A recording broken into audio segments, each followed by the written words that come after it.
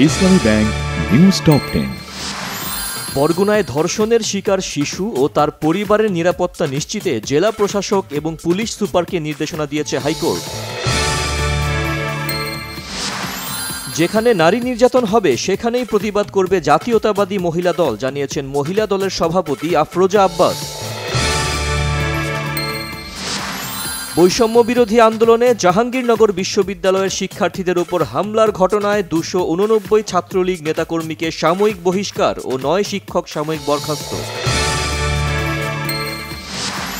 তুলসী গ্যাবার্ডের মন্তব্যে বাংলাদেশ ও যুক্তরাষ্ট্রের অর্থনৈতিক সম্পর্কে কোনো প্রভাব পড়বে না, বলেছেন অর্থ উপদেষ্টা সালেহ উদ্দিন আহমেদ। নতুন রাজনৈতিক দলের নিবন্ধনের জন্য নির্বাচন কমিশনের জারি করা গণবিজ্ঞপ্তির কার্যকারিতা স্থগিত করেছে হাইকোর্ট। বাংলাদেশিদের জন্য ওমরাহ ভিসা বন্ধ হয়নি, ধর্ম উপদেষ্টাকে জানিয়েছেন ঢাকাস্থ সৌদি রাষ্ট্রদূত।